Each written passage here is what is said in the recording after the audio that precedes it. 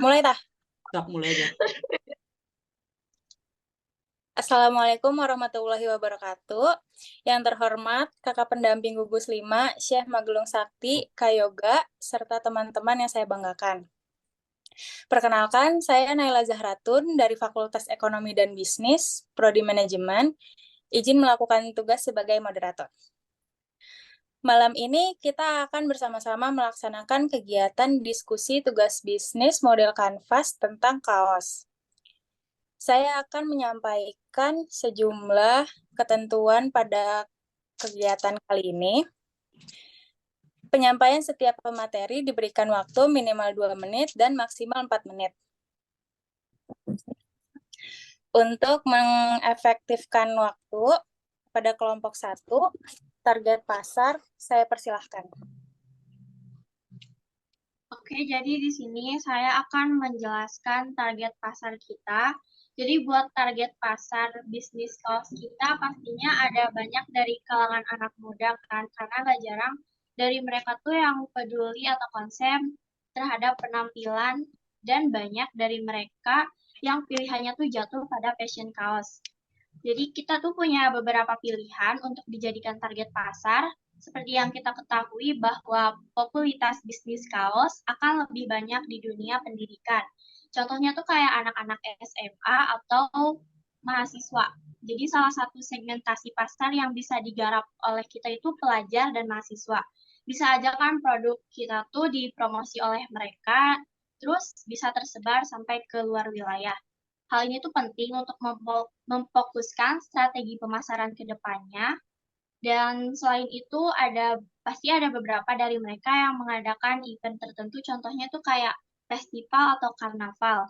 Melihat potensi tersebut memberikan kita peluang bagi bisnis kita untuk menggarap segmen-segmen tersebut dengan menghadirkan beberapa kaos murah di event tersebut yang sesuai dengan tema.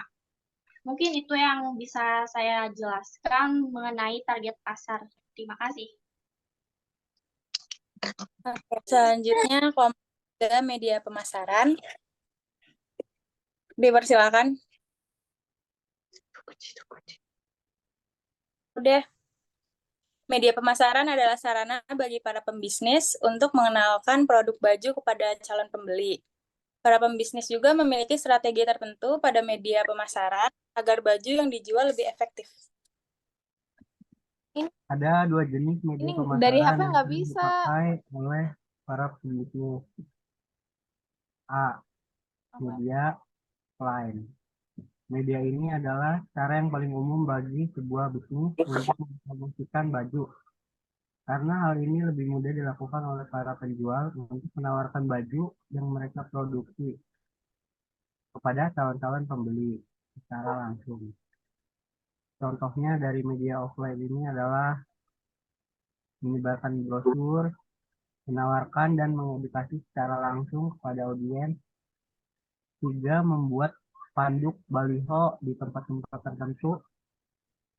Yang terakhir, menyebar berita melalui mulut ke mulut yang biasanya dilakukan pada orang-orang terdekat. Selanjutnya, kepada kelompok 4, membangun hubungan dengan customer, dipersilahkan. Di sini cara untuk membangun customer relationship yang baik ada 6 poin. Di sini saya akan menjelaskan 2 poin. Yang pertama adalah berikan pelayanan servis terbaik. Cara membangun customer relationship paling penting adalah dengan cara memberikan pelayanan terbaik untuk pelanggan, yaitu anak sekolah. Dengan cara misalkan kebanyakan anak sekolah menggunakan media sosial untuk memesan. Kita bisa memberikan pelayanan terbaik dengan cara membalas chat cepat jika pelanggan bertanya tentang produk, atau dengan cara misalkan pelanggan ke toko, kita bisa memberikan diskon ataupun dengan bersikap sabar, santun, dan lembah lembut jika pelanggan anak sekolah bertanya tentang produk, ketersediaan produk seperti warna maupun ukuran. Itu semua dapat dilakukan untuk membangun customer relationship dengan baik. Yang kedua adalah tingkatkan komunikasi dengan pelanggan. saat berkomunikasi dengan pelanggan, yaitu anak sekolah, sangatlah penting untuk menjangkau mereka melalui saluran komunikasi yang mereka sukai. Contoh mudah berkomunikasi dengan pelanggan anak sekolah adalah panggilan telepon, email, WA, maupun FB. Sebagai contoh menggunakan IG. Karena beberapa anak sekolah sudah mengenal atau menggunakan Instagram, kita sebagai penjual bisa memanfaatkan untuk mempromosikan barang yang kita jual, yaitu baju. Dengan kita mempromosikan dan dilihat oleh pelanggan, yaitu anak sekolah, pelanggan tersebut akan melakukan pembelian barang yang kita jual. Dari cara mempromosikan yang mudah tersebut, kita harus memperhatikan prosedur berbisnis juga, yaitu biasanya bisnis tidak disarankan untuk memberikan tanggapan kepada pelayan lebih dari 24 jam. Oke, selanjutnya poin ketiga, minta umpan balik secara teratur. Perlu kita ketahui, customer lebih suka melakukan pembelian dengan merek atau bisnis yang memperhatikan dan mendengar kritik atau masukan serta meresponnya dengan baik. Maka cara yang lebih baik untuk mengembangkan customer relationship yang baik dengan meminta umpan balik atau feedback pelanggan secara terus-menerus. Poin keempat, berikan hadiah kepada pelanggan setia. Kita telah mengetahui bahwa pelanggan yang sudah ada lebih cenderung berbelanja lebih banyak. Tetapi tentang pelanggan tetap adalah mereka yang membelanjakan uangnya 67% lebih banyak daripada pelanggan baru. Jadi jika kita memberikan investasi yang cukup besar ke dalam program loyalitas pelanggan dengan memberikan penghargaan kepada pelanggan reguler, pendapatan kita masih akan meningkat secara signifikan. Oke, selanjutnya kepada kelompok 5, keuntungan penjual, dipersilahkan.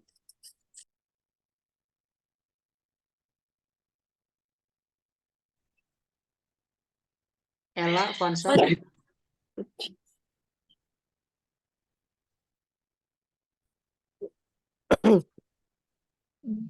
Dari Kak, emang kelompok harus only, Kak? 2 lagi. Masih ada 2 poin. only. Banyak banget waktunya, Bro. Poin. Ayo, Vansa. Ya udah deh. Yuk. Vansa. Halo, iya sebentar. Maaf Kak, ini jaringannya jelek banget. Kok nge-lag tuh? Iya.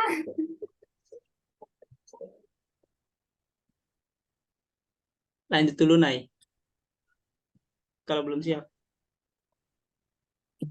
Selanjutnya kepada kelompok 6, cara kerja penjual dalam memasarkan produk, dipersilahkan.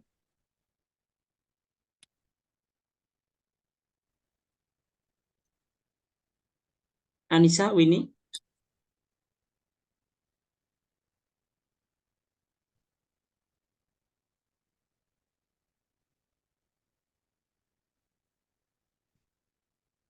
Yang pertama tuh ini dulu, Kak.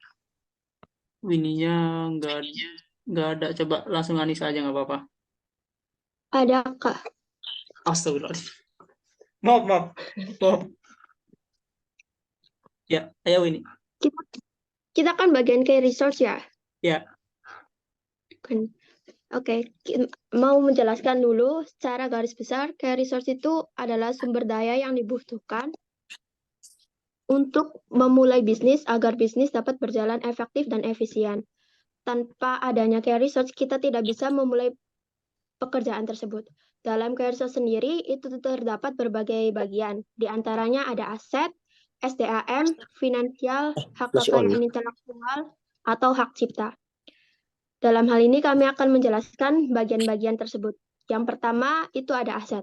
Aset yang dibutuhkan untuk membuatnya itu ada mesin jahit, sablonan, kendaraan operasional, jaringan distribusi, dan segala bentuk alat produksi lainnya.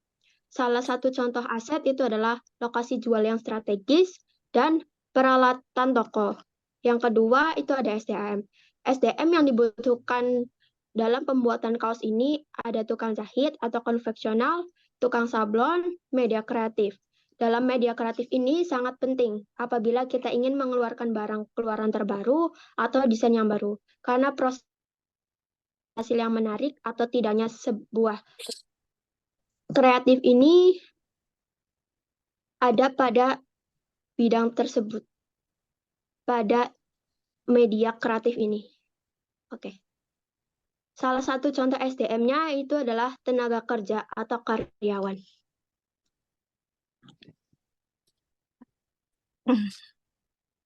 Oke, baik. Selanjutnya tuh di poin ketiga ada finansial. Finansial tuh ya berupa sumber-sumber keuangan yang digunakan untuk menandai sebuah modal perusahaan.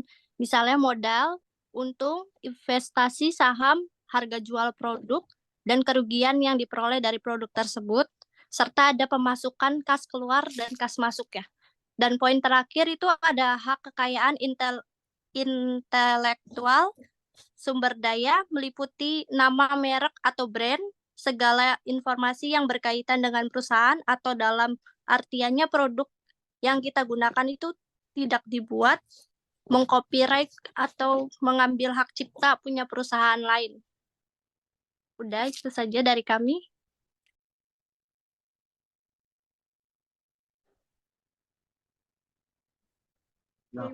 Key partner itu bagian dalam pemetaan di mana perusahaan mendaftar siapa saja stakeholder perusahaan. Salah satu contohnya seperti supplier, desainer, agensi marketing, atau konsultan. Selanjutnya dibaca oleh Nia. Key partner sendiri di sini lebih gampangnya sih bisa diajak kerjasama gitu buat bisnis, kayak buat pemasok atau distributornya, biar kegiatan bisnis kita tuh lebih lancar, lebih maju gitu ya, kayak gitu. Cukup dilanjut dengan Kiki. Key partner juga bisa kita ajak kerjasama dengan tujuan untuk menyokong atau mengoptimalkan alokasi sumber daya agar mengurangi resiko dan ketidakpastian persaingan, serta meningkatkan kinerja. Contoh key partners dalam pembikin kaos adalah konveksi, toko bahan, jasa sablon, dan pihak pengiriman seperti JNT, POS, ataupun JNE. Sekian, terima kasih.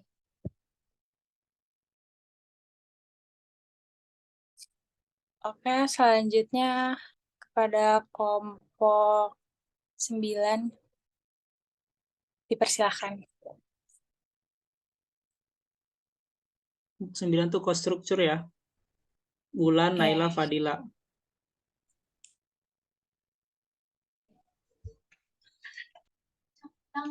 Jadi kayak cost structure adalah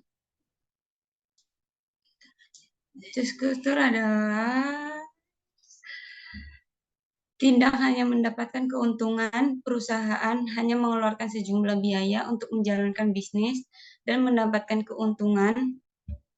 Struktur biasanya meliputi jenis biaya yang sekiranya akan dikeluarkan ketika bisnis telah berjalan. Contoh biaya tersebut antara lain ada 5 jenis. 1. Pembelian bahan kaos.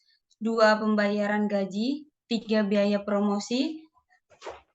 4. Biaya pengiriman. 5. Internet. Selanjutnya akan dibacakan oleh Rizkyani. Ini saya akan menjelaskan tentang pembelian bahan kaos. Jadi di cost struktur itu ada bahan kaos itu 3, contohnya kaos 3 lusin itu sebesar 390.000, tinta salon 57.000, mesin print 8.300.000, mesin press 2.600.000 untuk mempreskan kaos. Ada lagi yaitu komputer seharga 2.500.000, meja sablon seharga 850.000, meja afdruk 300.000, hot press 2.100.000, dan hot gun 250.000 untuk sebagai alat pengering sablon. Dan ada juga obat afdruk. Di sini juga saya akan menjelaskan tentang gaji pegawai sablon. Untuk sablon pemula itu 1 juta per bulannya, dan sablon mahir 1.500.000, untuk sablon profesional 2 juta per bulan, dan untuk karyawan part-time 700.000. Nah, di sini juga saya akan menjelaskan tentang promosi usaha. Promosi usaha itu bisa menggunakan sosial media, e-commerce dan bisa menawarkan kepada teman atau saudara terdekat. Terima kasih.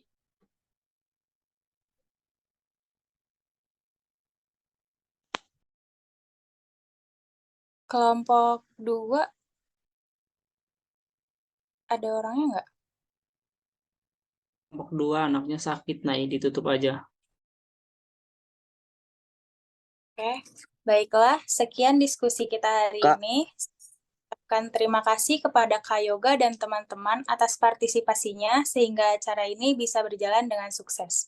Mohon maaf bila ada kekurangan dalam membawakan pertemuan ini. Wassalamualaikum warahmatullahi wabarakatuh. Waalaikumsalam warahmatullahi wabarakatuh. Kak, punten Kak.